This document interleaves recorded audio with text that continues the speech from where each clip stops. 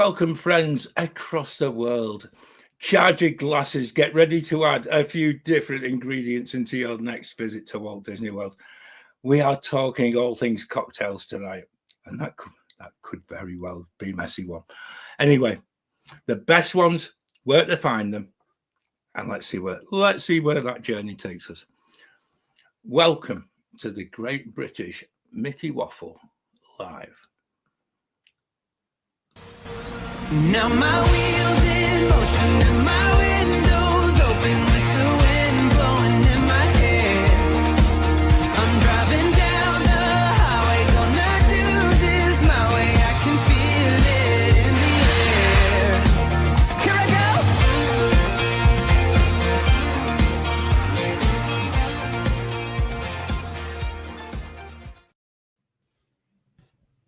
There we go. Look at that. Palpitation City as we're pressing all the buttons. No Ben. And we seamless, John. We've done the first bit. Who would know? Even better.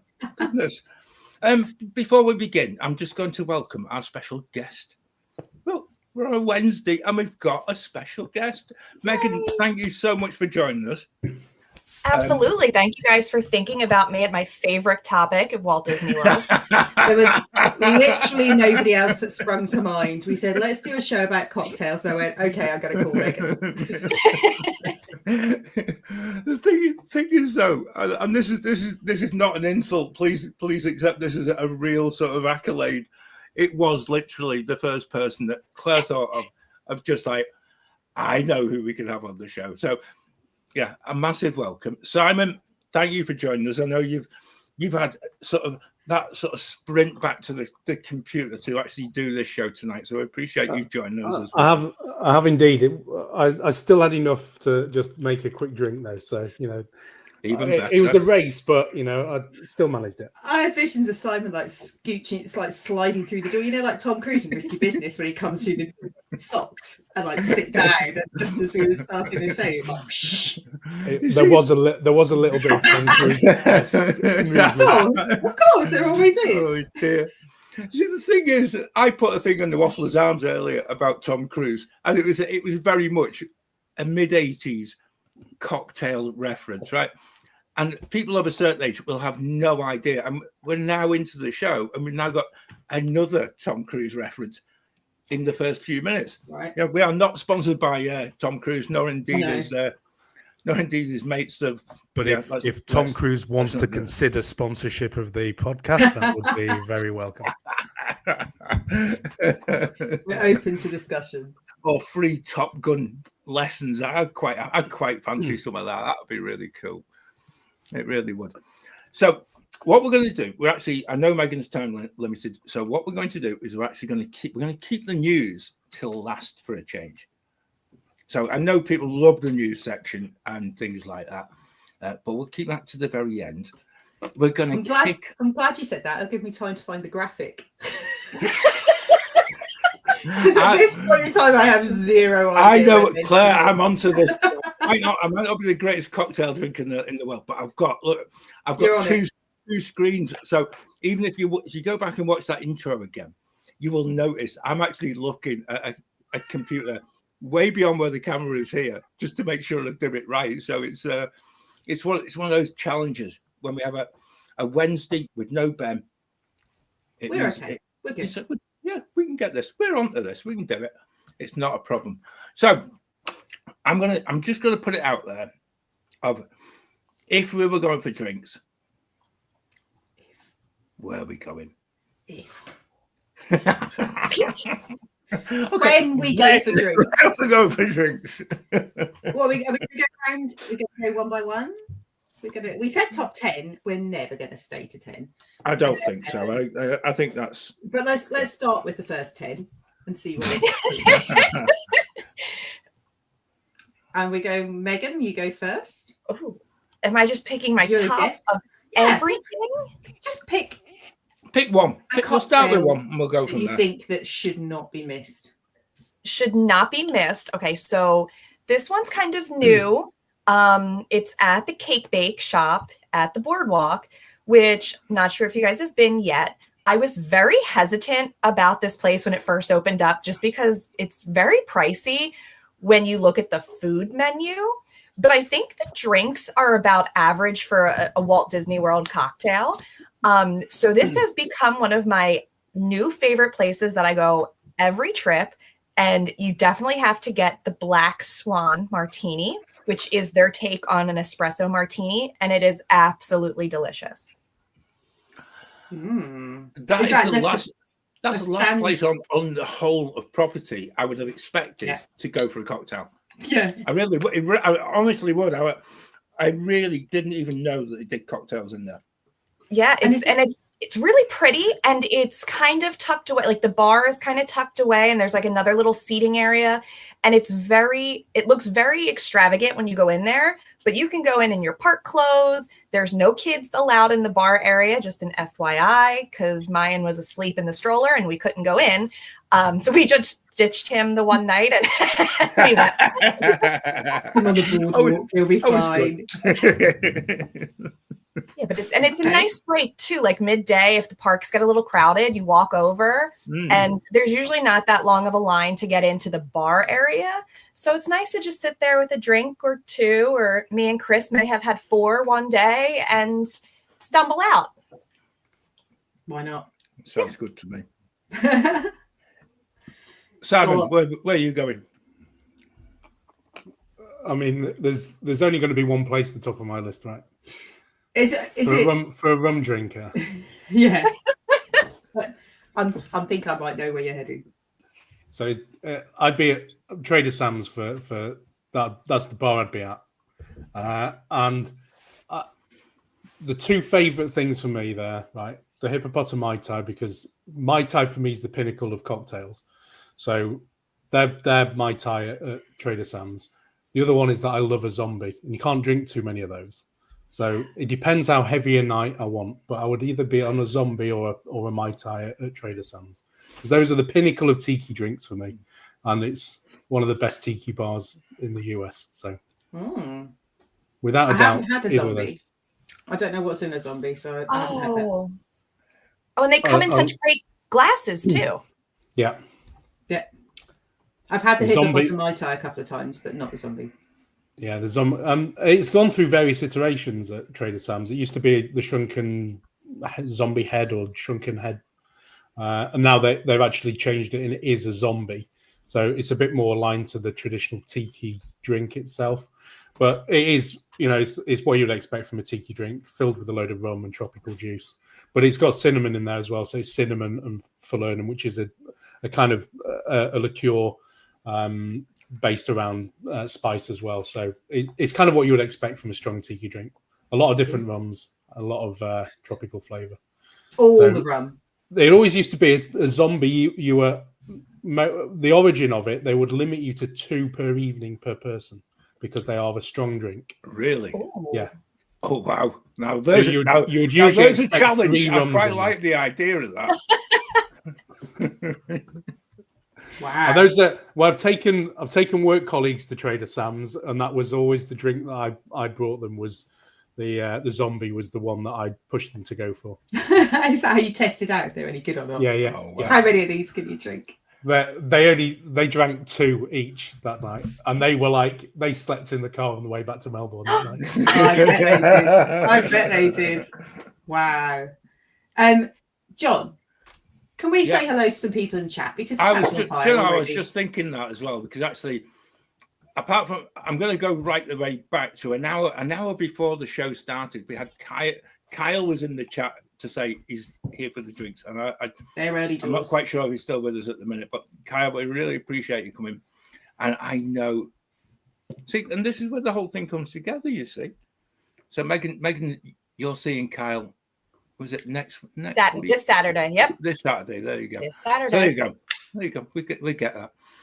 Heather, thank you for joining us as always on a Wednesday. Really appreciate that. As with Wendy, thank you very much. I think Heather certainly got the measure of it this week. She has. I think that's where we actually get called out as well. So it's really, really good. And then we've also got another John in the chat. This is going to be just sort of a meeting of Johns, isn't it? You know, but also speaking of the Johns, we've also got Surf Bum, who also knows Apothecary. John, this is great. So again, just going through different people. Sean's joined us now. Sean, you'd be glad to know you've not missed any chat whatsoever about how wasted you guys are going to get when Claire leads you astray. And yeah, we're not allowed. Dare you? We're not allowed to do that. Heather, I'm just going to answer your question. Ben's having a night off, so we've been entrusted with the tech and all the buttons, and as always, anything could happen. So just it could go horribly wrong, and probably will. So it doesn't really matter. However, on another issue, we do have our Junior Waffle Collective. I think that's probably the best way to describe it. That's the best way to put them, isn't it? So Morgan and Josh are actually meeting each other with girlfriends in tow. So Riley and Georgina are also with them, and they're all in Rotterdam.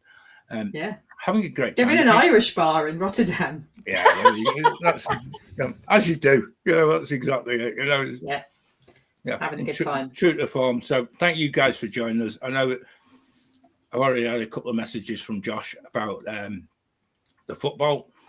So you know, it's one of those things. You know, I'm trying not to watch the football tonight because I've been entrusted. And Kyle has said that you are heading to Geo 82. Now that should be quite something else as well. So that sounds like fun. It really does. Claire, where are you going for a cocktail? Because actually we haven't got to yours yet. No. So I've got a massive list of stuff, but there is one cocktail that thanks. Since I was there in the summer, I have had dreams about this cocktail. And it's not one that I've had before, but I'm going to go to Narcoossee's and have the smoked dark and stormy.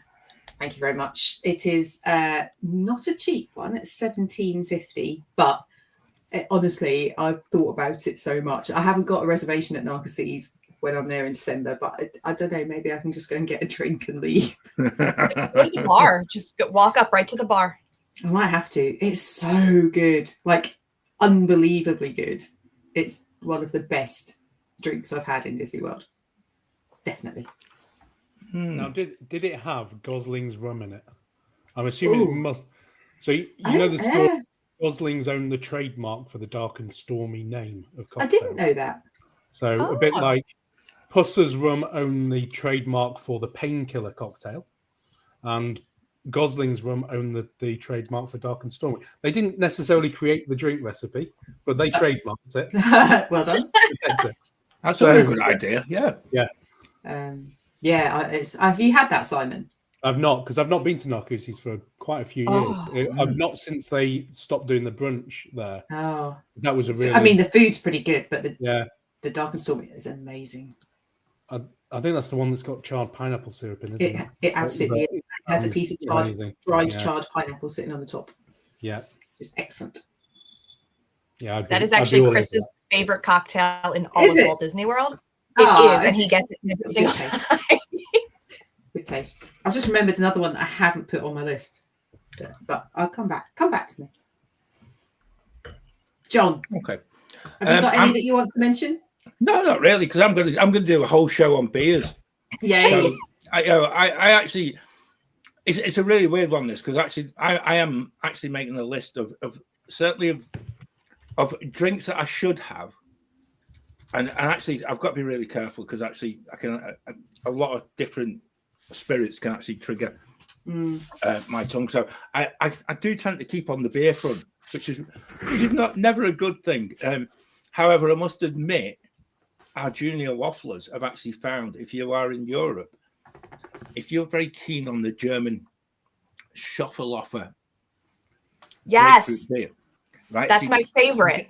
Yeah, but you can actually go to Lidl and Aldi in Europe. I've got their own version. Yeah, and it's dead cheap. So what I've actually asked Josh to do is email the UK Aldi and Lidl to find out when it's coming to the UK. Because actually that's that's just a little bit of useless information that only that only beer drinkers can actually add to the equation. I'm really interested to see where you guys are going to take me, and actually that's really the reason I'm here. Apart from I press a couple of buttons and just chat away, but I actually feel that basically anything in the Polynesian is probably the best kind of cocktail vibe that I've actually experienced. And actually, as I've been having a nice white sangria, it's just so enjoyable. And I think I told this story not too many podcasts ago, or even just maybe even a Wednesday, of when we were in the Poly, and when you see people coming in and they're sort of a little bit dehydrated, and they get themselves a beautiful cocktail, and you're sitting there, you're having a nice white sangria, and you're just being nice and calm and things like that. And you're suddenly aware of when that alcohol actually kicks them. They're on one of them high stools, and you suddenly become you become very uncertain of actually sitting up quite so high. And I get people watching and things like that becomes really quite a funny one. Tambu Lounge is a great place for that. Yeah. So Great Megan menu there as well. Great drinks menu at Tambu Lounge. We'll come back to that. Yeah, we will. I'm sure that's on Claire's list. Yeah. Well, Megan, where are we going next? Okay, I'm going to stick with something new, and it's something that Kyle already mentioned, Geo 82. Not sure if any of you guys have been there yet, but I was there a couple weeks ago for the first time, and I have to say, it was amazing. The service that you get and like just the whole experience sets you in the mood to have a great cocktail. Like they give you nice cold towels when you first walk in, and it's a very chic kind of place. Also no children, which is a benefit. I just love getting rid of my child as much as possible in Disney World. But they have, if you like bourbon, which I do, they have a fantastic bourbon selection. We did try a couple of the drinks, but I have to say that the brown butter old fashioned is delicious. Even if you're not a huge bourbon person, the taste of this, it's sweet enough that you don't get that like kick of bourbon, but it's a great little sipping drink. And they give you the ice cube with Spaceship Earth imprinted in it. So you can't beat that. Like the whole ambiance is great, but then you see the ice cube with Spaceship Earth. It's just... Now you then swap that over from actually the drink being the star of the show to actually the ice cube being the star of the show. Now that sounds absolutely incredible. Amazing. Sounds really good. It's not somewhere that I'm trying to not read too much about it until I can go. So yeah, well, it's actually a place that when I met Katie in the summer, and she'd been the weekend before and was very close to insisting that we actually went there, and it is on her top 5 list of places that we should have gone to. Which you have to go back and try it out because it is great. Take that as a recommendation and a half. So no, that's a real good call, that Megan. And I actually feel it is. Yeah, but it's one of them. It's a pricier place, right? But I think it's reflected in the complexity of those the cocktails. Oh yeah, it is definitely expensive. Like you can't do it every day of your trip. At least I can't. But it is nice to kind of escape the crowds, escape the children. It's very relaxed. But it's also very upscale. So the balance is really nice. Like you don't feel out of place in your park clothes, but it's an elevated experience. So you don't mind paying the $20-something per drink. And just, in August with air conditioning and no screaming children, yes, please. There's a caramelized leek martini on that menu that just sounds bizarre, but I would probably give that a go just for the. I think I'm going to try that on Saturday because that's one I did not have when I was there a couple weeks ago. So that one's on like the top of my to try list. I've heard great things, so we'll see. Sounds good. That does sound good. I must admit Actually, that place actually is one, and I think it's just you're paying for the location, you're paying for the venue probably more than anywhere else. Simon, whereabouts are you going to take us? So I'm next going to head to Animal Kingdom, and that is going to be the Nomad Lounge. It's another rum-based drink, and that is the Lamu Libation. That was on my list. Yeah. The flavour of that, the selection of the rum, the profiles of the rum and the juices in that, and the little 151 rum float on the top. Yes. It's just, I think they, just as a location, there's like probably 5 drinks off that menu that I could easily put in a top 10. Oh, yeah. But that, because I'm above all, I'm a rum drinker, and that still hits the spot for me there. And also, when you're there, make sure you get a beer mat as well while you're there. And have some food.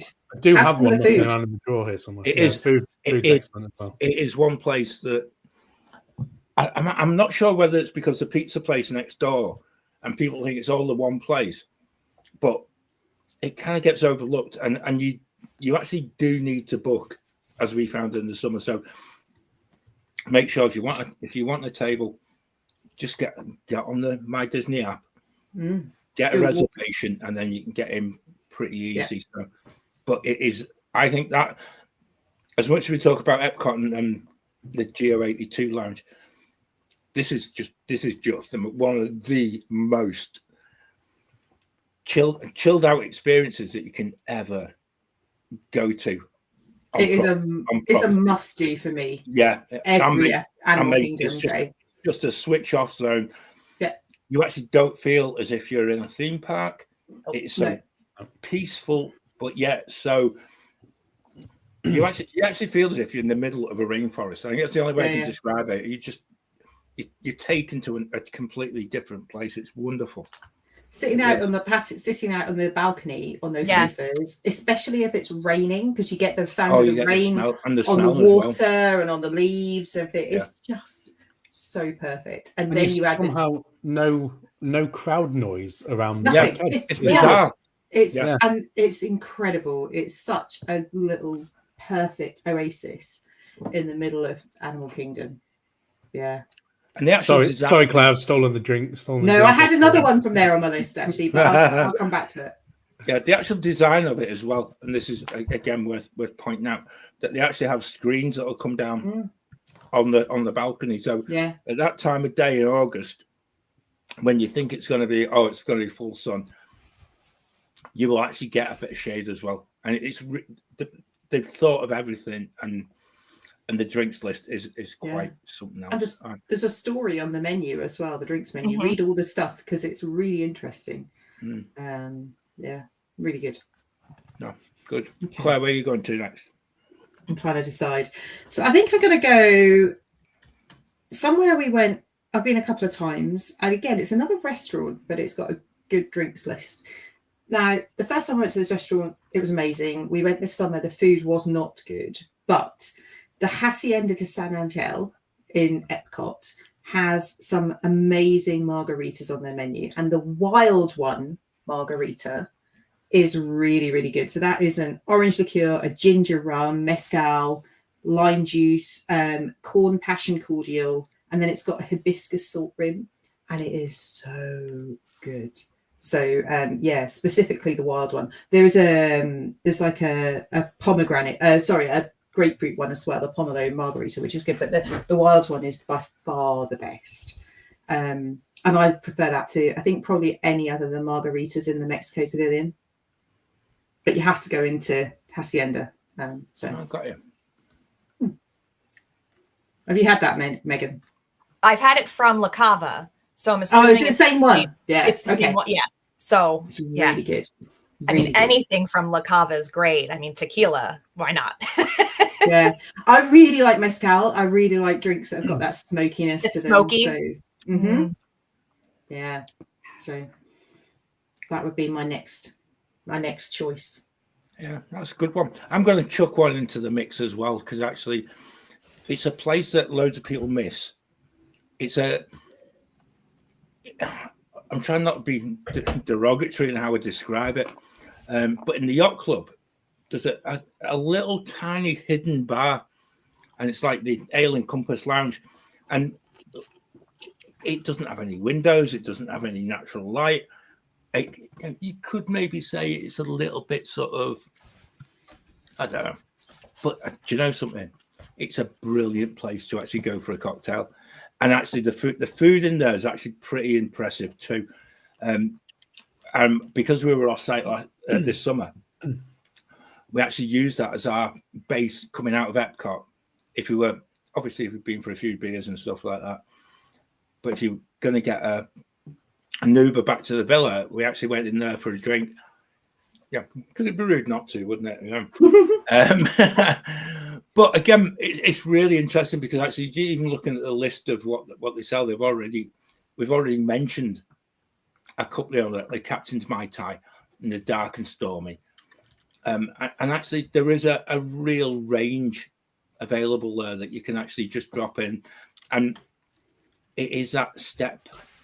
I would say it's that step beyond where you leave Epcot and you maybe had some of the beers or some of the wines and things like that. You actually get into the sort of proper drinks, and I just think it's a really nice ambiance. And again, you know, this kind of happens quite regular. But when you go into somewhere like that, you know, and start chatting with people, you know, for no apparent reason.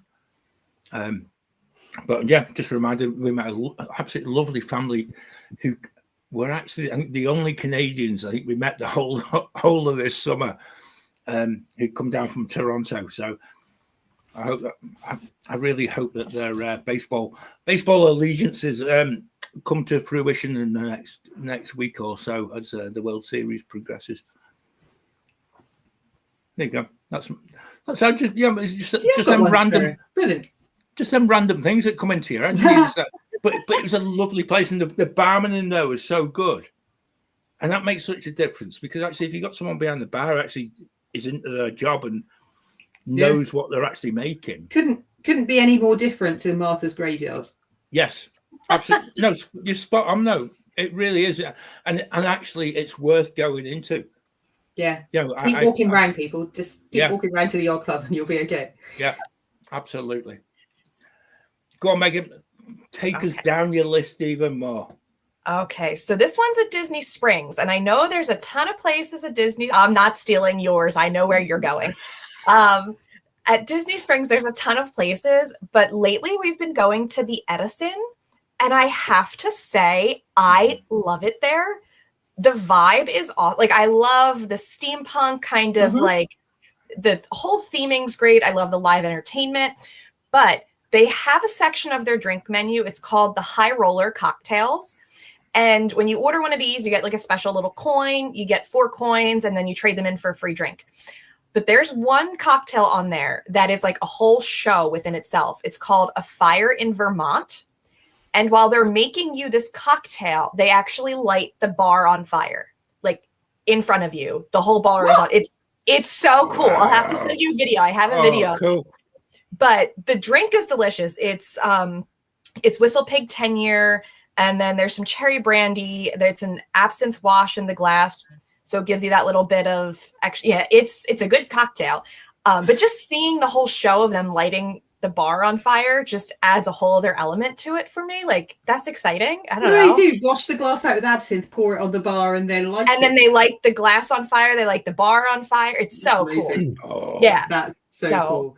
Yeah, I'll have to send you the video, but it's a really cool little performance with your kind of expensive cocktail. I've only been to the Edison once. I went with Zach, and we sat at the bar down at the bottom bar. The bottom bar, yeah, that's the good part. And it was really good. I had great drinks actually, and there wasn't anything on the menu. I couldn't decide. It was one of those things. The menu's so big, isn't it? The drinks are so many different things. Yep. And so I had a chat with one of the bartenders, and they were like, just tell me what you like to drink. And I was like, I like bitter. I like, don't make it sweet. That's not my bag. So they just went, we'll make you something. And I don't know what it was, but it was incredible. So on the menu, Claire, they actually have a mixologist creation. So I would imagine each person behind the bar has their own sort of license to go sort of carte blanche on what they actually want. Other one that's worth noting in the same place is the Everglade, but only purely because the gin that they use in that is actually from St. Augustine. Oh. And from their actual Florida gin distillery. And I love this. I love this where people actually tap into sort of local brews and things like that, because actually what you're managing to do is that you're making that distillery actually more sustainable by promoting it within a tourist place. And I would quite imagine, it'd be dead easy to just take a gin off a supermarket shelf and just use that instead, but actually going to that length to actually change it. I just felt that was one of the things that the Edison really does stand out. The food there also is pretty impressive list of different foods, which every time we walk in there, Robert goes, "Oh, this is the place with the really good charcuterie." I'm like, that's a bit that I spotted. I was just like, oh my word. And Robert is how old? I think we've lost Megan for a minute. I think Robert's like 7, just in case anyone didn't know. That's what you want. That's exactly it. I think the Edisons have done some mixology type events before that have included St. Augustine within that. I think they've hosted an event with them before, so I think they've tapped into that local distillery thing. I've been to the tour at St. Augustine Distillery. Yeah, it's now as we speak, it's going on the list for the future when we go back. I'm gonna have to put it on my list now. Yeah, we came away with bottles of gin, and I think. Oh, really? Yeah. How far away is St. Augustine? How long to drive? To be honest, Claire, it's actually worth an overnight. Okay. Yeah. Because actually, as a town, the history and the actual. Okay. I think we had 3 nights there, way back about 2018 off the top of my head. It's a beautiful, historic, proper American historic town. John, I need to go for a month now. This is ridiculous. I can't afford to go for that long. Simon, what's your next drink? I think my next one, and this might be a little unusual because I've picked something that's not rum based, so it might be a bit unusual for me, and that would be the Island Rose at Enchanted Rose in the Grand Floridian. Because just something that if I want a long drink that is a bit more easier to drink, then that by far is one of my favourites at that bar. Just the grapefruit flavour, lime, and it's got a little bit of tikiness to it. It's got the orgeat syrup in there, so it's just a little bit of nutty Mai Tai type flavour in the back. But yeah, that's an enjoyable one for me. Nice bar, nice surroundings. I tried to get the ratios of the recipe. I'm trying to watch what the barmen do, but they are quite careful about not letting too much on about the ratios of that. So amazing. I'm going to try to recrecate that at home. You have a few goes and see how you get on. Yeah, I'm just 10 drinks in and no, still not got it right. Not quite got it. I wonder if I was going to say, I wonder if it gets closer or further away the more you drink. I think it's probably more. I don't care anymore because I'm sure it's a good enough version of it. Yeah, that'll do. Yeah, that'll do. Yeah, I do like that bar. I love that bar. Yeah, sitting at the bar is so nice there. The bartenders are amazing, and I think I've also sat outside on the balcony, which is really cool. It tends to be quite busy. Where the band used to be. No, the outside balcony. Just had to chuck that in somewhere. Yeah, I know. I think I've sat in every room, and I think probably sitting at the bar is my favourite, just because of the you feel part of what's going on. Really, I think, and you see stuff. So I think the room where it used to be, what was the previous lounge called? Meisner's Lounge. Where it was that room, I feel is a little bit. It's a bit quiet. I think it doesn't have huge amounts of atmosphere. It's nice if you're a big group because there's nice big tables you can sit out together. But yeah, I think if there's a couple of you just sitting at the bar is the answer. Definitely.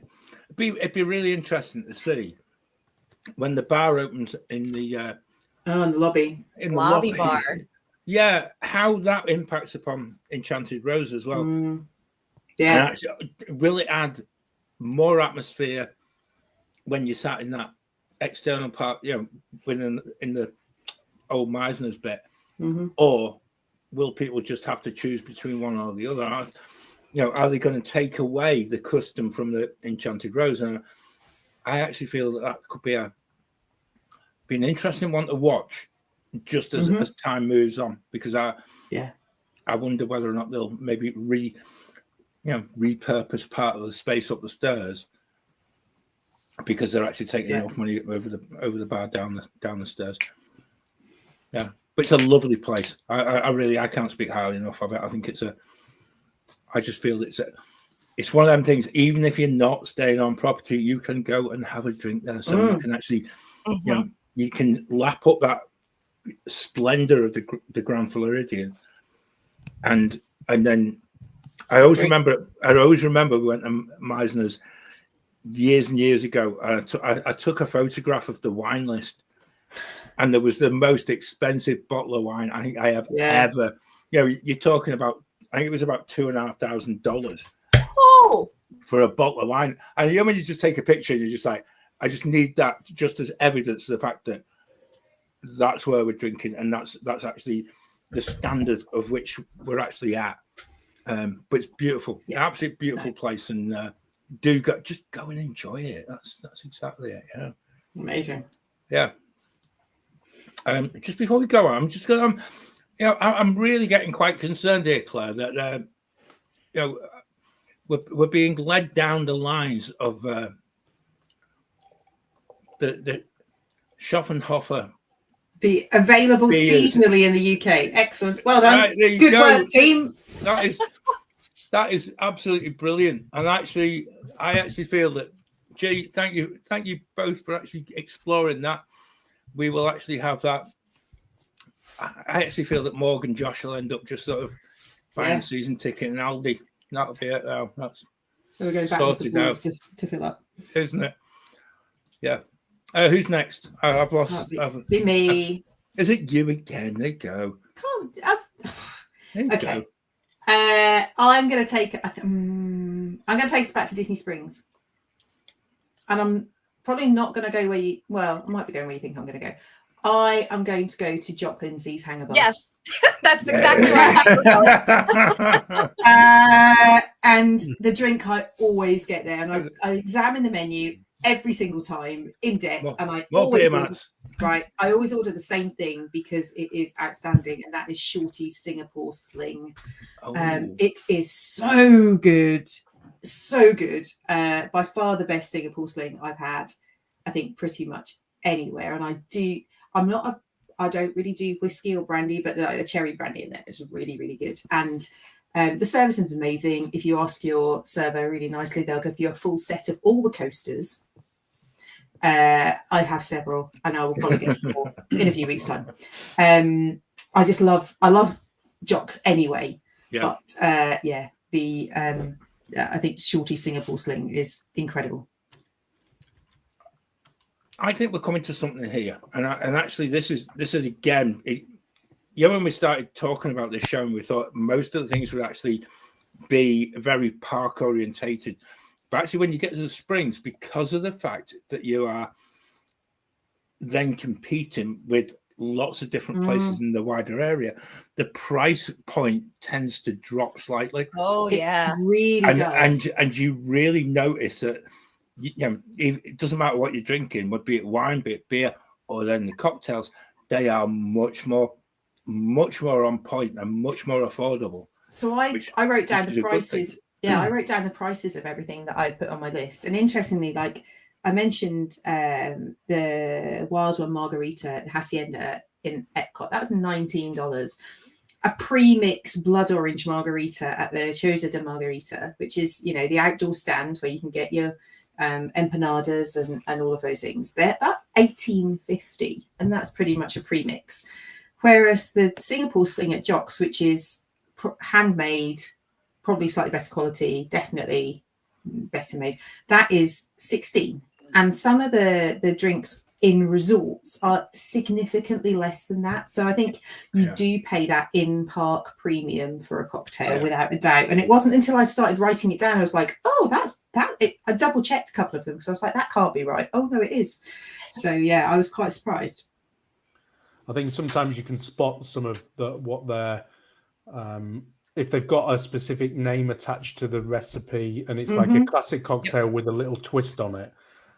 If you look at the list of the spirits that are in it, if they look like top shelf spirits, you know you're going to be paying more than $18, closer to 20 or more. Yeah. I think sometimes if you look at them and they're just labeled as like vodka, rum, and they're not necessarily calling out some of the top shelf brands, you're probably going to be paying less for them. But you know, sometimes in a cocktail, you're not going to notice much difference unless you are a connoisseur of a particular spirit and you can identify one spirit over another. Yep. That's not me. Nope. Not a mixed drink. It's all mixed together anyway. Why is it? Singapore Sling's good. That's a good drink. It was always known as a ladies' drink. Was it? That's the origin of it. It was created. That's the backstory. It was created as Raffles. And it was created as a drink because it was not necessarily acceptable for women to drink alcohol. So it was created to be a fruit juice looking drink that was alcoholic with. Hence, it's got gin in it because that was considered an acceptable spirit for a woman to be drinking. Make it look like a glass of juice and happily sitting Raffles drinking. But when you look at what else is in it, you know, it's got like cherry liqueur, Benedictine, and Cointreau in it. You know, by the time gin and then some. Yeah, by the time you get to the bottom of that, there's nothing very ladylike about that whatsoever, is there? Like, you know, it's just like, wow. It's excellent. It's really good. I quite fancy that. I'm going to have dreams about that cocktail tonight. Oh, yeah. I like the sound of it. I really do. But again, another place. And this is really good because we're going for ambience in different places as well. It's not just the drink. And this is actually one place that if you go in for a drink, don't just sit there and look at the table and just look at your drink and think that. You have to look at everything. Go and leave your drink with a sensible other person that you're drinking with, but go and walk around and go and see the outside part of it and the inside part of it, and just see just the theming is absolutely second to none, and worth going. Actually, worth going and paying for a drink purely for that. Definitely, and some of their seasonal food menu and seasonal drinks, like their spiked hot chocolates at Christmas. They're incoming. I don't even like hot chocolate, but they're amazing. Should we do like quick fire honourable mentions? We've done 9. Do we want Megan, why don't you have number 10 and then we'll add some more in? Okay, so I'm staying at Disney Springs and we're going to walk right next door to where Claire is and go to the boathouse and get the lemon drop martini. That's on my list. Yay. And only $15. Yeah, it's a reasonable martini price, and I'm not a big duck raz person. I think it's too sweet, it's too sugary, it hurts my teeth. It's disgusting in my opinion. The lemon drop martini is that perfect bitter, but the perfect sweetness all at the same time. And I love the little stirrer they give you with like the rock candy. Yeah, the rock candy. It's a perfect cocktail to drink in like the summer when you're out on the deck looking at the boats. It's perfect. It's hands down best. One of my top 5 martinis in all of Disney World. I like the fact that you've got top martinis. There must be top margaritas. Oh, I'm thinking how many different categories. Top bourbon. It's all a list. Go on. Just keep churning your list out, Megan. Actually, you know, I actually feel we're on a sort of quite important things now. I've actually taken it into serious lines of where you actually go and have a drink. So, is there anywhere on your list that we haven't mentioned yet? And then you can spoil it for Simon and Claire because it's fine. You know, they're grown up enough to accept the fact that you've got the knowledge and you're going there sooner than any of us. I think the only other place really that's like a top of mine is the Margarita Flight at the Brown Derby. I love sitting at the lounge at the Brown Derby and getting a margarita flight and just people watching, because that intersection right there's always stuff happening. And it's just so nice to just sit there with a margarita and just watch the chaos. That was a great way of describing outside of the lounge. Yes. Those high tops. Yeah. Yep. It's a great place to. Oh my goodness! I've just seen who's joined the chat. Mark. Hey, there Mark you go. Jones. Speaking There of you go. bourbon, there comes Mark. Yeah, he must have known. Oh, I've got to say, Mark, I think this is actually one of those lovely occasions where actually, when Claire's on the show, you actually hear. yeah, right. Yeah. No, normally Mark just decides that He'll join when I'm not here. he'll join when you're not here, Yeah, and actually yeah. it was becoming a bit personal, I think, after a while, Yeah, definitely. But yeah, thanks, Mark. Yeah, I think the Brown Derby Lounge is a really cool, and I think there are a couple of like little places like that around parks that you don't always remember are there, because like the Dawa Bar I find a little bit like that in Animal Kingdom as well. Yep. You can grab a drink, sit at one of those tables, and watch people Yep. like the people flying through trying to get to stuff, and like the churn out from the shows. Lion King. Yep. Oh, it's great. I love it. It's a great place to sit. Yeah. Definitely. Simon, come on, you must have more rum for us to talk about. Oh, absolutely. I'm in Tambu Lounge, right? That's Just Tambu Lounge mic drop. yeah. Just all of the items there. I mean, it's aside from classics, right? It's got classic tiki drinks on there as well: rum swizzle, back scratcher, and the lapu lapu, which is probably the most famous thing that everybody sees everybody drinking, from loads and loads of rum and a little bit of juice in a pineapple. I think that's where we started this conversation last week, wasn't it? We did, Yeah, it was, yeah. The lapu lapu, and I said that actually what you need is to ask them to bring you a spoon at the end of it so you can scoop out all that rum soaked pineapple from the inside of it. I might have to do that. See what happens. Take the pineapple away and just go downstairs, get it topped up with Dole Whip straight in there. Oh, that'd be great. Can you imagine just fill my pineapple, please? Whilst you're struggling to stand up and you're handing the half-eaten pineapple over. That'd be amazing. It'd be like one of those ice cream desserts. But they are proper strong as well, aren't they? Yeah. And that's the thing that when I said earlier about watching people, and that there's no. It's one of those drinks that you're there. They get the picture for Instagram. They're sharing that on Insta. They on the straw. They're busy drinking it, and then suddenly the next thing you know, you're incapacitated from the knees down. I'm aware that he's in the chat. I've watched Morgan almost fall asleep into the top of a lapu lapu. Morgan. Yeah, it was the first night of our trip, and we were. When he went out for his program, we were only there 3 nights, and then we got there, and I was like, "Come on, right, we're going to the Poly. Let's go and get it." I was totally fine, and he was exhausted because he hadn't slept the night before or anything. So it was just like we got there, and I think I had a Mai Tai, and he had a lapu lapu, and like halfway through, he was like, "Oh, this is a lot." Yeah, it's great. See, Sean, that's with their own son leading him astray. Imagine what's going to happen when you're drinking around the world. That's it. Yeah, we're going to video every step. Mog's getting his excuses early. We need those little short video clips of "Hi, my name's Claire, and this is my first drink." We'll do it with Sean. And then "Hi, my name's Claire, this is my last drink with you." I'll be fine. It'll be Sean. Do you know something? That would be a magnificent advent calendar. Because a few years ago, we actually got somebody to dance around Epcot. You want me to do 24 drinks? Maybe we do 12. We can probably do 12 because we could do every other day. So we can do the 11 countries and one other. We can do something. Yeah. Yeah. We'll sort something out when we're there. Yeah. I think while we're at the Poly, it's worth mentioning for me, if you're going to go to Trader Sam's, then the Oa would be my drink of choice. And yes, I have drunk one on my own. Yes, I have had a Nautilus on my own as well. Yeah, that was messy.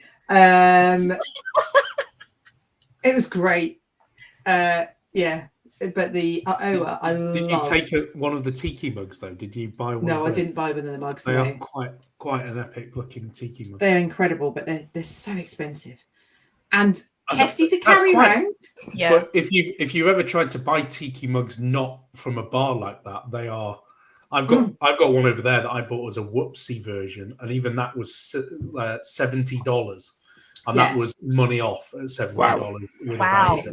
Because full price they were over $100. Okay, So to what get they one bu- for $40 It's is not a that. bargain. No, Yeah, they're quite. but quite I okay. love the theatre of the Oa.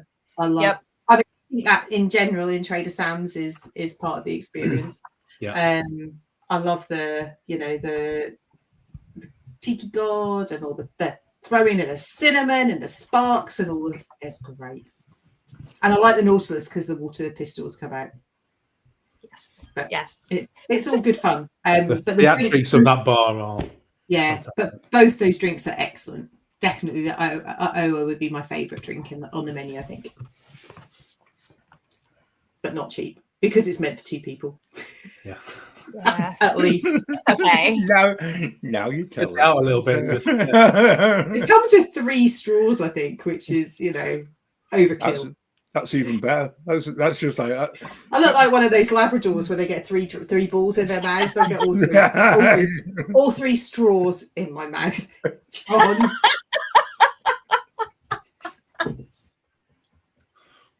I know exactly where your head went. 3 straws in my mouth. John. Yeah, that's okay. No, I'm fine. It's okay. I actually have this vision though.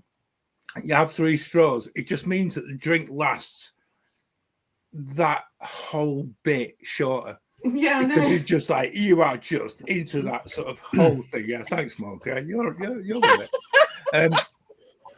Yeah, this is great when you get your own kids sort of. Yeah, I know. Statler and Waldorf in from the chat, I don't care. But yeah, I actually think that would just be straight to your head, though, wouldn't it? Mm-hmm. Yeah. Megan, is there anywhere else you need to mention before you? Because I know you do have to leave us at a sensible time. I do in a minute. But you guys kept talking about the Polynesian, and I can't believe I forgot. Okay, I'm going to butcher the name because I never remember it. Walalilu, whatever the new bar is. That one. Have either of you been yet? Anybody? Try saying that after you've had a few cocktails. You've drunk a Nautilus on your own. No, I haven't been yet. It's great. They have great views of the fireworks from Magic Kingdom. They pipe in the music so you don't have to deal with the crowds. And they have a very, very, very good banana old fashioned. It's so good. It kind of tastes like banana bread. Like it has that like nutty kind of flavor to it with like a little bit of banana. Really good. And they also have a really good espresso martini. Again, I like martinis. So that's probably one of my top favorite espresso martinis on. See, it gets even more complicated, Claire. I have categories for each martini. Category within a category within a category. I think there's a book in this. I really do. I actually feel that you could actually have a taste. Megan, why have you not written a book? Yeah. I think I don't know. Megan. Why don't you do I it? really do. Oh, good, Morgan. I'm glad I'm not the only one who can't pronounce the bar. Walalelu, I don't know. Yeah. Yeah. It can be You have to whatever check it it out. wants It's to really be. good. We've walked past it and had a look at it, but there was no space when we got there, and so yeah, might be back on the list for December. I've not been, whilst Robin's been, God knows how many times I've not been since it's opened. So, it's on my list because some of the food there just takes me straight back to Hawaii. Oh, the food's great. The nachos, the tuna nachos. Oh. It's the spam musubi on the starters menu that does it for me. I know that spam is quite a contentious thing, but for Hawaiians, that's a big thing. But so. Yeah. It's the spam musubi and then the loco moco on the mains menu are the 2 things that I'd be wanting to try. But the drinks menu there looks really good. So the daiquiri that's on the menu there is definitely something that I'd love to try. And I think they do a Garibaldi drink that's got chinola, passion fruit liqueur in it. A Garibaldi drink, like the biscuits. It's called Dry and. Oh, yeah. I just know it's got chinola passion fruit in it. Okay. So, And that's it's a lighter liqueur, so I think it's probably a bit bitter because it's got Campari in it as well. Excellent. But I went to Rumfest in London a couple of weeks ago, and they had a stand for Chinola, and they had passion fruit and mango liqueur, and honestly, it was one of the easiest drinking things I could have drank. I could have drank half a pint of that liqueur. It was like drinking passion fruit juice. You couldn't taste the 25% ABV in there at all. So it was pretty dangerous. Stuff. And the mango one just tasted like mango puree. And for me, that's not a big mango fan, drinking that, I was quite happy drinking that. But I'm not a big mango eater. No. So anything that's got Chinola liqueur in, then that sounds good to me. I think, Simon, as well, you've just hit upon something, and actually I'm going to put it on the list for the future, and not only just talk about places we can go for a beer, but also some of these places we're talking about, you can go for a cocktail. Some of the food offerings are actually completely off the scale of just the quality of food. Even the places we've spoken about at the Springs, places we've spoken about in different resorts, and they offer something completely different. And I think that's to me is something that is really quite memorable and something that, even if you're just going for a drink and you see someone else who actually orders some of the food option, and you when it arrives and you kind of just looking very sort of enviously across at someone else's table thinking, I wish we didn't have a dining reservation for half an hour's time, Ditch the dining. Yeah. Go to the bar. The monorail loop is a really good one because you can go to Tamby Lounge, you can get a drink, and you can have some of the pot stickers or the wings or the noodles, and then you can head round to Enchanted Rose, finish off at Steakhouse 71 Lounge and get the onion rings. See, it's definitely you need a little bit of beige food to just soak up the alcohol. Just a little bit of an intermission just to cleanse the palate of one lot of alcohol to move to the next. Yeah. Big welcome in the chat, Mark Sheffield. Mark, thank you for joining us once again. I actually think this might be a first of both the Marks being on the same show at the same time, so. which is rather wonderful. And actually, both of them very much talking about the California grill as well. I've not been to the bar there. I've been for dinner. And I think that actually, Claire, comes back to something that we've said a few weeks ago when we don't really like the actual restaurant part of the Cali Grill, but the actual bar offers something really different. Let's do a show about lounge food. Yes, agreed. We've done lounge. I will get Megan back on again. Post-it notes out. Let's do lounge food because, we mentioned a little bit about Nomad, but didn't go into detail. Yeah. I had on my list drinks at Dahlia. And the food there is incredible. Oh, yes. We've not even gone there yet. I know. Goodness. There's so many more drinks. But real quick, I have to jump off. I must go pick up the child from school. We really appreciate you joining us. And absolutely. Thank you so much for joining us, Megan. Absolutely. Thanks for inviting me. And the expert. And your homework that you've actually, and the research you put into this. And I know that you're going to go on holiday and actually be able to research some more. I will do all the research on Saturday. Share it with us. Tell me where I need to go in a few weeks' time. Yeah, but thank you for being part of the show. Thank you for joining us. Absolutely, guys. Thank you, guys. Thank you. Talk to you guys later. Certainly added See you later, Megan. Certainly added a few on from Megan. So that's good. There we go. Yeah. Oh. I've got some learning to do generally, right? Having not been there for quite some time, right. Sitting and reading some of these places. They're amazing. Mark Sheffield, I'm there from at the beginning of December, solo trip. Yeah. So, I've not been to the Cali Grill Lounge. I've only been to the restaurant, and that was some years ago. And actually, I think it was the prefix menu for the 50, and it was fine. I haven't been back. So maybe I need to give the lounge bit a go. I'm all for bar eating. I love sitting at the bar and having a drink and having some food. It's far better, much better. But Dahlia, just saying, Tequila Daisy. Sangriatini is my favorite up there, and I don't know why it's my favorite. It's just so easy to drink. It's like $13. Give me the paprika chips and some charcuterie and cheese, and I'm a happy girl. Easy pleased. That's it. I am easily pleased. People think I'm high maintenance. I'm totally not high maintenance. No, just the flight to Florida, the expensive Disney hotels.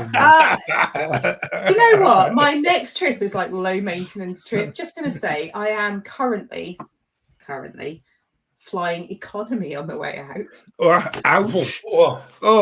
I tell you what, that's a whole show. That's a whole show in its own, isn't it? Just it might well be. It'd be a vlog of me going. What is going on? Does your body know how to turn right when you got on an aircraft? So yeah, that's. I am sitting in the front row, but I'm also BA Gold, so I'm going to be playing on that when I turn. Oh yeah, I can see that. I can see that coming down. Yeah. Do you know who I am? Right, I'm going to do all of that because if I cannot be flying economy, trust me, I will absolutely give it a go. I will exploit it every opportunity. I'll still be going to the Gold Lounge. Let's face it. But yeah, so and I'm staying at Pop, so it's like an eco trip, definitely. This is what happens when you don't join the show for so long, Mark. Things change. You're using it to offset. You're using it to offset your carbon footprint. That's what it is. To be fair, it's booked on points, not money, so that's why it's. But I have got a car, so yeah. Balance it out. I can go to Target and do all the shopping, Christmas shopping while I'm there. Oh, but, yeah. wonderful. Yeah, I can't. I just. I'm really looking forward to going, and there's like Megan's mentioned it. I don't do bourbon. I don't do any sort of whiskey. It just, no one wants to be near me when I've drunk that. So, not because I get drunk, because I probably vomit. So, but gin and rum, and I am tequila. I am good with all of those things. So Megan's mentioned a few things that make me want to try them, and I had a great evening sitting at the bar at Chef Art Smith's and had a moonshine margarita. If you don't know how you're getting home, don't drink those. That's all I'm going to say. And don't drive. Definitely don't drive. Yeah, if you don't know the bus stop that you need to go to get back to your resort, don't drink a moonshine margarita. Oh, write it on your hand before you order. That's what I'm going to say. Because it's lethal. Simon, is there anywhere else that you really have as a place that can't be missed? Where else would I go? I mean, there's a lot of other bars that I would probably go to again, like Space 220. I think the cocktail menu there is quite interesting. Yeah. And the bartenders there are knowledgeable as well. So I think that you want quality bartenders, but it's for me, the place is always going to be rum focused, and that's where Polynesian Resort generally is where I would put all my focus. The Wailulu bar definitely interests me. I definitely want to give that a go. I think the only other one would probably be Three Bridges, and that's really for the sangria flight, because that is one set of things I've had that I'm not typically a sangria drinker, but the offering of it appealed to me. Yeah. And it looks pretty as well. It comes on like the funny thing, like the So that if I want, I've set for the evening. Then if I've got a flight of sangria, I can sip that as I go through my meal, and that was just an enjoyable set of drinks for me. And absolutely, look great.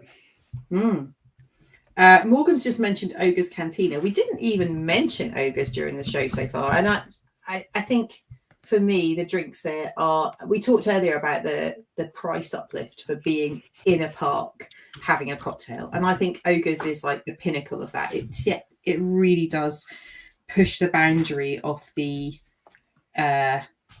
acceptable price limit for me. I think that the drinks are fine. You're paying for the atmosphere. They are largely pre-mixed, batch made, and that's some of the bit that for me sort of took the edge off it when it was like, this is an expensive cocktail, it's batch made. And the one thing that Trader Sam's as a comparison, right? Those are probably for me the two tied top bars at Disney World. But if you look at the quality of the bartending that you get from the Trader Sam's bars, both in Disney World and Disneyland, they are knowledgeable and they will craft their own cocktail recipes as well. There's a bit more of a tweak that they have. Not to say the bartenders don't have that capability, but they are a bit more tied by... Yeah, a little bit limited, aren't they? They're limited by the settings that they need to keep it within the theming of the Star Trek universe. So, it was just they're good drinks and a great atmosphere, but I think, as you say, the price point for me with Ogre's Canteen is just one that's... It just tips to the other side of there's probably other places I'd rather be.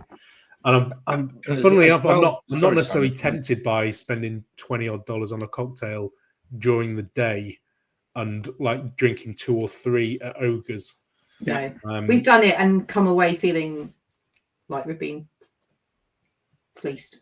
Yeah, I think it's worth knowing that you can actually get in there if you speak nicely to your cast members at the door and on the entry point, and just say, "Oh, I just want to go in and look." You don't necessarily have to go in for a drink. Yes, you do get a little bit harassed of, "Oh, can I get you a drink?" and things like that. But we actually managed to go in without actually going down the drinking point as well, which I'm proud of. I actually managed to get away from a place like that. But it is possible to actually go in there and actually not have a drink, but actually just soak up the atmosphere. Some of the drinks look absolutely incredible. But I actually feel, Simon, you've hit the nail on the head there. If it is pre-mixed and it is sort of like that, the quality isn't the same as some of the places that we've actually spoken about during the whole show so far. And I think that's important. I think you've got to look for that quality side of it, because you are paying an awful lot of money, for what constitutes a drink. Mark Sheffield also mentioned, I didn't know this about the Yak and Yeti secret bar menu. No, didn't know that. At the bar, no, and that's insider knowledge there. Thank you, Mark, because actually that is something that maybe to go and explore next time, because that'd be a really, really good addition when you're in Animal Kingdom as well. I think some of the bartenders within the resorts are some of the best. If we talk about, I know we mentioned Dahlia a minute ago, the bartenders at Dahlia and at Barcelona, they're pretty good. They will make something for you if there's nothing on the menu you like, and often they're trying out different recipes. I've sat at the bar at Barcelona, and the bartender was like making a new cocktail. He was trying things out, and he's like, "Can you test this for me? Tell me what you think." Absolutely. So had like 2 or 3 different. Because I was there on a solo trip. I was sat there at the bar on my own. There'd been some people who were on a conference who were chatting, and I was talking to the bartender. And he was like, "I'm testing out this new drink. I'm going to make it with this particular gin. Do you want to try it for me and tell me what you think? I'm looking for feedback." And I had a really cool night. We had like 2 hours where I sat there, and he was just making different drinks and like. Did he charge you for it? No. Even better. That's my kind of barman. It wasn't a full drink. He was just making small amounts of it and saying, I'll take that. I am happy to sit at the bar and give me, a different thing to try. As long as it's got stuff that, I generally like in it, I'll give it a go. And you sometimes get the same thing. Space 220, I found, was one bar that had the same thing of trying new things. And they were quite open to saying, we're trying out a couple of new cocktail recipes and handing out samples to people there. Yeah. So I think, you want to find those bars that have got the bartenders that are creative. I'm wanting to move it to that next level. Yeah. Mark Sheffield, once again, this is something. Who knew? Simon, have you done that? I haven't, because I've not really sat at the bar, but there is a Buddha there. So if you don't want to sound like a weirdo because you're sitting there saying that and you think, is this right? Is this going to work? There is a QR code near the Buddha there as well. So people listen to the podcast of this on Friday. So Mark's we love Yak and Yeti. It's a great, it's a brilliant place as well. Yeah. But if you listen on the podcast and you can't see the actual response that Mark shared in the chat. So when you go to the Yak and Yeti, tell the bartenders, take me to the summit, and they'll present you with the secret bar menu. Absolutely. I love the secret menu. That is the type of thing that Wednesdays are made for. Mark, Definitely. that is comment of the month, I would say. That really again, because I actually didn't know that there actually was a decent bar in there, so that's even better. I'm trying to think where I'm going to when I'm going to Animal Kingdom. And Cake Bake Bar, yes, that was where we started the show. Actually, Megan, her first drink was that Cake was one of Megan's. So, Still not been there. Still not been there. Me neither. There you Much go. money. It's too expensive. Yeah, exactly. For a bit of cake. Right. I'm not doing it. Right. I know that time's cracking on. And like we said at the very start of the show, we're going to finish with a little bit of news.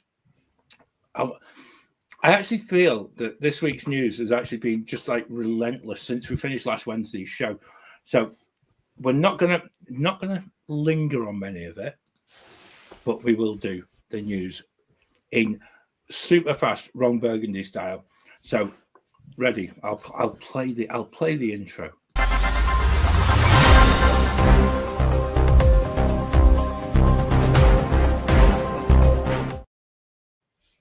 Brilliant. Well done. There you go. Look, I'm doing You have great. an hour and 10 minutes to find it in the That's all right. media assets. We're sorted. I'm actually going to start with, let's start with some of the actual really exciting news. Apart from the fact Spaceship Earth opened early for soft openings, and apart from a little bit of painting here and there, there's not much changed. We're okay. They haven't baking still. Yeah, they haven't done much. That's fine. I can handle that. But also, and I'm trying to see where we left off last week, because actually it just, like I say, that was the one. So we just did chicken tender news last week. Well, that was it. Now this is the one that actually I felt was quite. I didn't know which way to go with this. I know we'd spoken about this a few months ago, about Remy's Ratatouille adventure, knowing that the one in Paris has already gone 2D. But they've now announced that later this month, the one in Epcot is going to change to 2D as well. And actually, I felt that this is something I think is going on, that we're getting little bits of refurb, which hopefully are a lot more longer lasting. Now, Mark Jones, you've mentioned that the brighter screens in Spaceship Earth. I think that there's a lot of this updating being done, whereby the technology is such and the LEDs are such that they can actually meet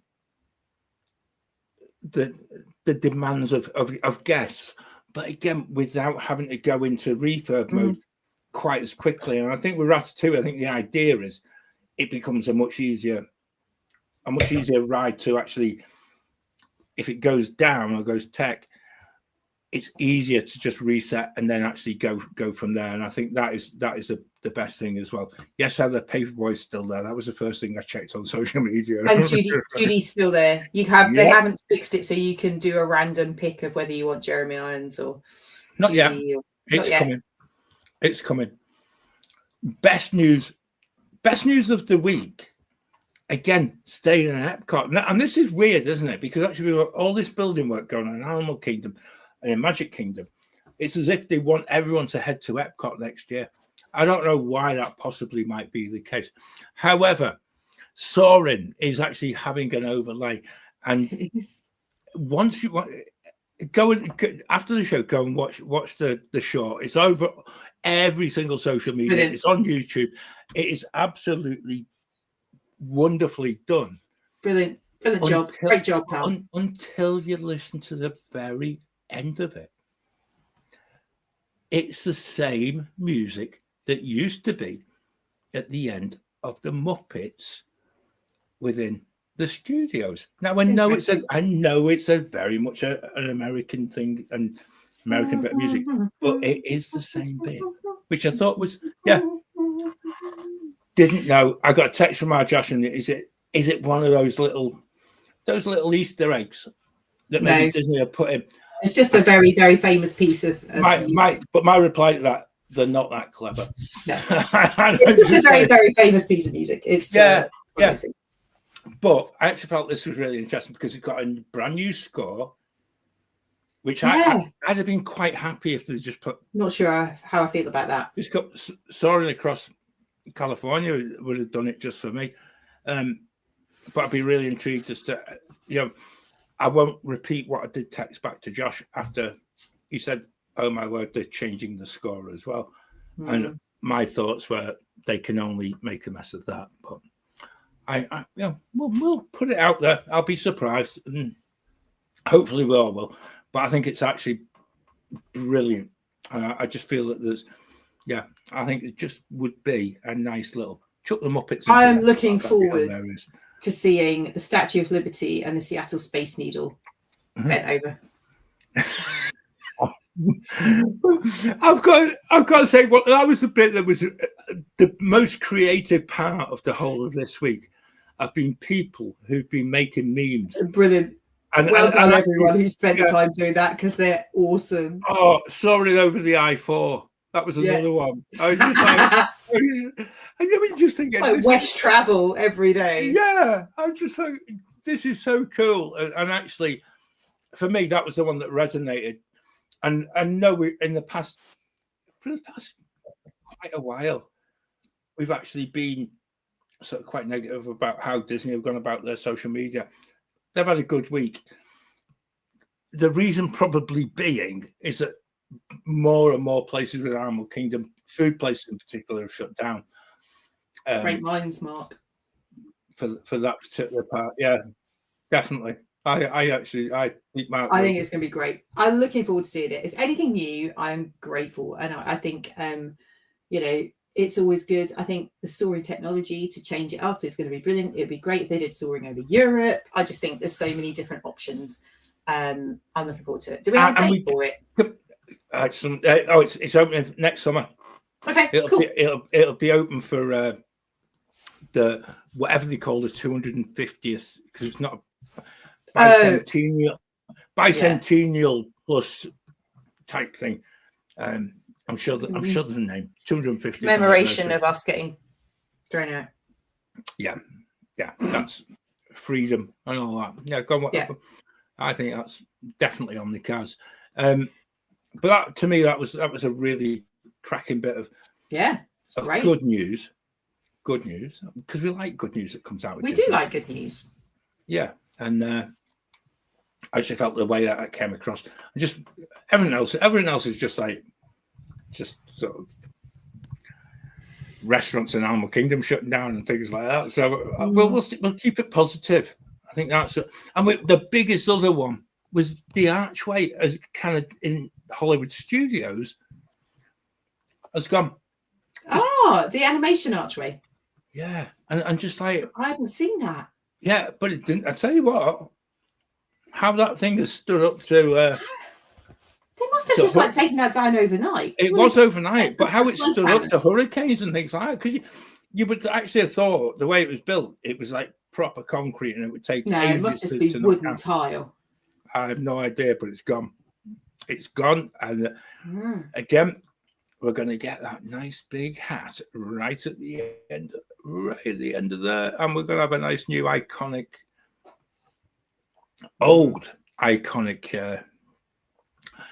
park symbol to enjoy.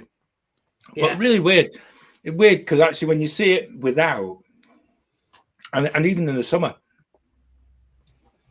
I took a photo, and this is before they announced it was going, but you were somehow aware it actually appeared to be in the wrong place again, and just as a park, it just needed that. This needs changing, and obviously it's gone. In the anything new is good. I think so. I think that's exactly what we all need to bear in mind, and things like that. Even old people like me that hanker after, the past and things. Yeah, it's just like, let's not go there, Claire. But amazing. Yeah, and actually, I actually feel that we're on to something. Simon, there was a couple of other bits. I think they filed the permits this week. I'll do the Ben's job this week. They filed the permits for permit news. The old Mama Melrose at Hollywood Studios. Oh yeah, they did. Yeah, them starting the work on converting that to Harryhausen's restaurant, Monsters Inc. land. Cool. So that'll be good to see when that's a bit more Hopefully, the progress. food will be better. Yes. Yeah. And then Disney Springs is the old NBA experience that was short-lived. That they're converting that to a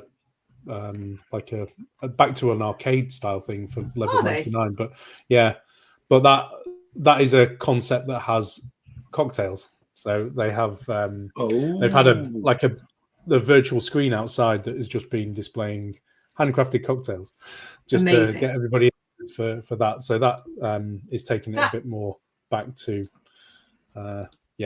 gaming and that used to be the Disney Quest building, isn't it? So that's the one that's above Salt and Straw and all of that stuff. Yeah. It's kind of been neglected for a long time, hasn't it? So that would be good to see that. Yeah, I mean, into life. As soon as Disney Quest started getting quiet, and it was like, I always thought the NBA experience was never going to be something that was going to succeed there, and it just it just fell a bit flat, I think. So yeah, I think this could be a bit of a rejuvenation there, because level 99's got like kind of almost like challenge rooms, a bit like escape rooms, and like team-based games. And I like the short like 2-3 minute runs. We did one like that in New York when we visited my cousin. So we went up to it was you paid a set fee, you had 90 minutes, and you did as many little rooms. You could do them over and over again, and it was a bit like Crystal Maze come like escape room, but they were very short, and you had different gradings of like how physical they were, how complicated they were, are they suitable for everyone, or if you had something like disability you couldn't do it. It was amazing, and I wish we had that in the UK, because the escape rooms where it's like one room for an hour or one room for 90 minutes, I would much rather do lots of short, different things. So if that's what's coming, that is going to make me extremely happy. Yeah, I think when I read some of the stuff before, it's going to have like 60 challenge rooms, brilliant, like that's areas, so cool. That does, doesn't it? Giant that bar. is I think right up my street. I think they're known for like some of their pizzas as well. So pizzas and cocktails are kind of one thing that they always add in. So I think that's quite sounds like it's going to be a good addition to that end of Disney Springs. Fantastic. Looking forward to that. And actually, I think that's a recurring theme of this whole show, of just how good the food and drink options are within the Springs. And that's going to add even more to it, because actually, and again, it's so much choice. There is so much choice; it's impossible. And if you want your beer, John, it's right next to City Works as well. Yeah, and I love that place. I just think that's or the outdoor bar at the House of Blues has also got some really good beer. Oh, now we're talking as well. Good grief! Too many. That's time for another show. So from the beer show. One cocktail show, we've got a beer show, a lounge food show, and loads more besides. Brilliant. And we've gone long again. We have, of course, we have. A big thank you to Megan for joining us. I know this came up in our mid-month show when we did the question and answer about people joining the show and things like that. We are very happy for people to come and be part of what we produce, and actually the people who've been in the chat throughout the show at varying points. You add so much to this on a Wednesday, and actually make this the show that it is, and we really appreciate all your comments. And the funny ones as well. That sometimes we might appear to skip over them, but we know what you're trying to get me to say. and if you want to come join us, you want to join us on a show, send us a DM, message us. Get in touch. We are open arms to our friends. Yeah. Well, and if they've got a subject they want to talk about with us. Oh yeah. Yeah, just let us know. Yeah. Come and join us. Get into the Wafflers Arms, drop us a DM, and all. Even through all our other socials as well. But and we do look at every message. We can see every message that gets posted. Oh, yeah. So we do see everybody commenting and contributing. So we might not share it on the screen, but we definitely see it all. No, it's brilliant.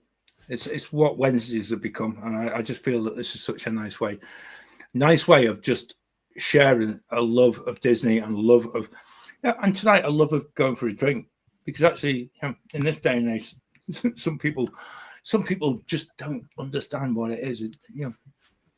People who queue at Wetherspoons, you don't queue at a bar. You go to the bar and it's a free for all. It always has been. Let's get rid of all this queuing malarkey.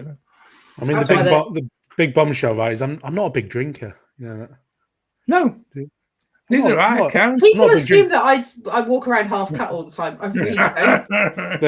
The 6 bottles of rum in this room and the 50 that I have in my collection is just that. The fact that they're full says that. Yeah. Well, some are full. Quality over quantity. Yeah. Oh, I have quality and quantity in the rum department. I'd like to think. So I do.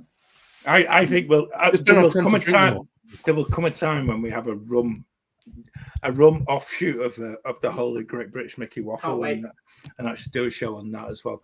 But in the meantime, Simon, I really appreciate you coming and joining us tonight. Being good to join tonight. Drag yourself back from a restaurant just in time to join us. I was 1 minute, 8:29. I was there. I know. You slid in. It was brilliant. Epic timing. Perfect timing, you might say. Claire, thank you so much.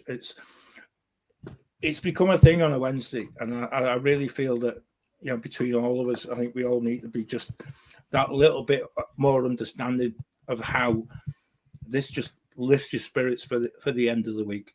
So thank you for joining us. Thank you for being part of the show. If you're on the catch up or on the podcast, I hope you enjoy it as much as we do. And until next week, we'll see you soon. See you soon. And now I have to press the button to end the show. Now this is we've done so well here. Let's see if we can get the ending done. Now my wheels in motion and my windows open.